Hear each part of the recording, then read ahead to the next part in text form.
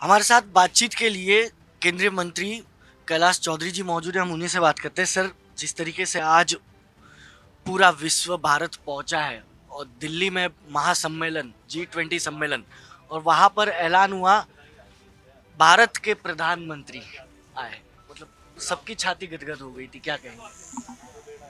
बहुत ही प्रसन्नता का विषय है कि भारत इसकी अध्यक्षता कर रहा है और पूरे विश्व के सभी यहाँ पर आज एक इतनी बड़ी संख्या के अंदर प्रधानमंत्री आए हैं और निश्चित रूप से इससे आने वाले समय के अंदर इसका बहुत बड़ा इस देश को लाभ होगा।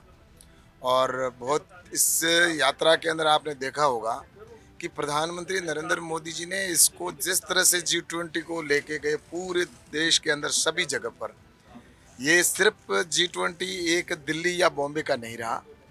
नहीं तो पहले अगर जिस तरह से दूसरे देशों में हुआ तो वो एक राजधानी या उस तक ही सीमित रहा।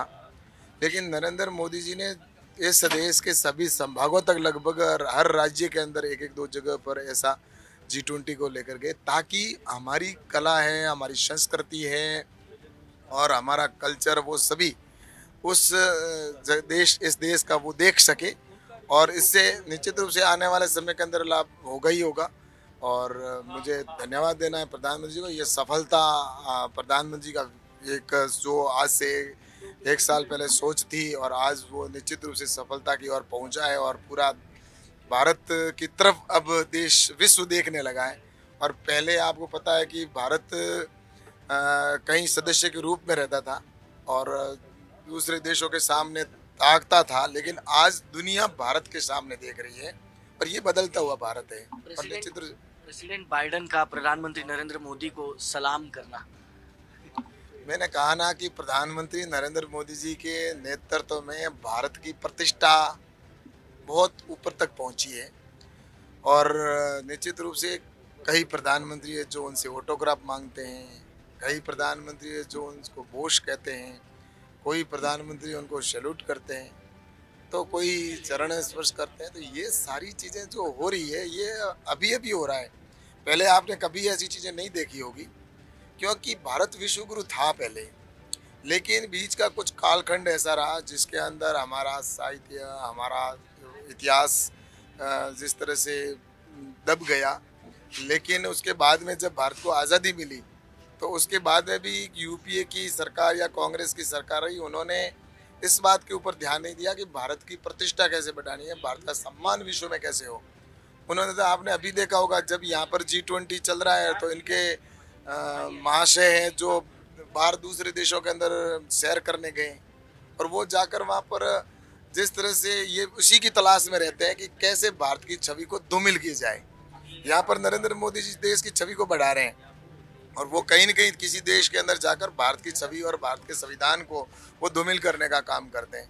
तो इसलिए मुझे लगता है देश पूरा समझ चुका है और इसीलिए वो आज हाशिए पे पहुँचे। लेकिन निश्चित रूप से मैं कह सकता हूँ कि नरेंद्र मोदी जी के नेतृत्व में अब भारत चांद पे भी पहुँच गया है। तो भारत का सम्मान भी पूरे विश्व में, इस G20 के माध्यम से मैं कह सकता हूँ कि आज भारत की सम्मान, ये प्रधानमंत्री जी का सम्मान, ये भारत की जनता का सम्मान है, पूरे देश का सम्मान मोदी जी ने बढ़ाया है। मुझे लगता है ये एक G20 आने वाले समय के अंदर इस देश के लिए बहुत ही इसमें संभावना है और निश्चित रूप से इसका हमें आने वाले इस वक्त के अंदर देखने को लाभ मिलेगा। अब राजस्थान की बात करें तो आप परिवर्तन यात्रा में सर शामिल हुए हैं। ये बीकानेर क्षेत्र में हम अब एंटर हुए परिवर्तन यात्रा को लेकर। किस तरीके का माहौल दिख रहा है?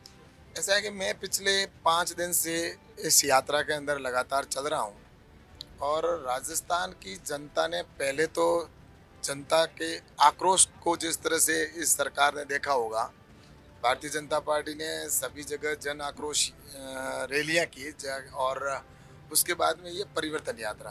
राजस्थान की जनता परिवर्तन चाहती है। उनके वादों के जो वादे किए थे वो पूरे नहीं किए और राजस्थान को कह सकते हैं कि एक रैप की कैपिटल बना दिया इन लोगों ने। और राजस्थान के अंदर जो युवाओं के साथ में धोखा हुआ, युवाओं को 3200 रुपये बेरोजगारी भत्ते का कहा था, किसान को उन्होंने ऋण माफ़ी की बात की थी, संपूर्ण कर्जा माफ़ करने की, वो किया नहीं। और इसके विपरीत ये किसान विरोधी सरकार बनी। इन्होंने बाजरे को भी एमएसपी पर खरीदने के लिए भारत सरकार को चिट्ठी तक नहीं लिखी। जो किसान को बाजरा है वो 1200-1300 रुपये में बेचने के लिए मजबूर होना पड़ा, लेकिन भारत सरकार है वो खरीदने के लिए तैयार थी, लेकिन इन्होंने चिट्ठी तक नहीं लिखी। इसका मतलब किसान विरोधी सरकार है। लाइट का इन्होंने कहा हम पूरी देंगे, 6 घंटे लाइट देंगे, लेकिन किसान को 6 घंटे की जगह 1 घंटा भी नहीं मिलती, पूरी ट्रिपिंग होके आती है। किसान की वर्तमान में स्थिति ये है कि आज इस अगस्त माह के अंदर बारिश सबसे कम हुई और किसान की फसल उसकी आंखों के सामने चौपट हो रही है, जल रही है।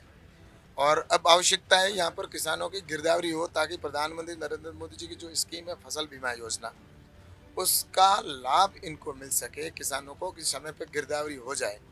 लेकिन आज रेवेन्यू के अधिकारी कर्मचारी हैं, जो भी गिरदावर हैं, पटवारी है, वो तो हड़ताल पे बैठे हैं।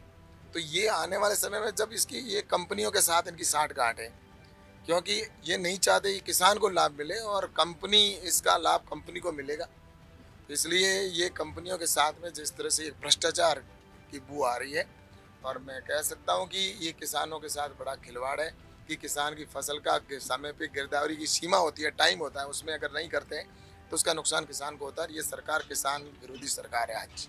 इसलिए मैं कह सकता हूँ इस परिवर्तन में ये सारी चीज़ें देख कर, और किसानों के जो युवाओं के साथ में रीट की चीट होना, या 40 पेपर लीक, 19 बार पेपर का लीक हो जाना, तो ये मुझे लगता है कि ये बहुत बड़ा युवाओं में आक्रोश है, किसान में आक्रोश है, महिलाओं में आक्रोश है। और इसीलिए राजस्थान की जनता परिवर्तन चाहती है, और इसीलिए ये परिवर्तन यात्रा का जगह जगह पर भव्य स्वागत हो रहा है, समर्थन किया जा रहा है।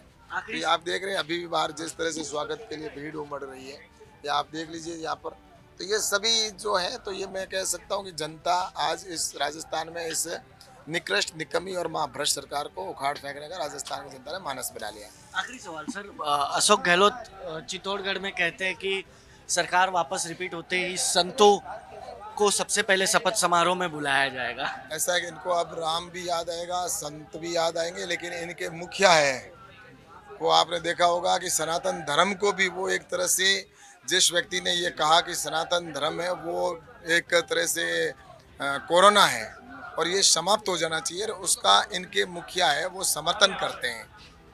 तो इससे स्पष्ट होता है कि इनकी मानसिकता क्या है। ये सिर्फ चुनाव के लिए कुछ भी कर सकते हैं, लेकिन जनता ने इनके चेहरों को समझ लिया है। और यहाँ तक कि इनके समर्थकों ने, और इन्होंने यहाँ तक कहा है कि ए राजा जो इनका साथी है, ए राजा यहाँ तक कह दिया कि ये एक तरह से एड्स है, और उसके भी आगे उसने कैंसर जैसी बीमारी सनातन धर्म को कहा है, हिंदू धर्म को कहा है। तो मुझे लगता है हिंदू धर्म के लोग हैं, सनातन धर्म के लोग हैं, वो उद्वेलित है, और इसका चुनाव के अंदर इनको इसका सामना करना पड़ेगा।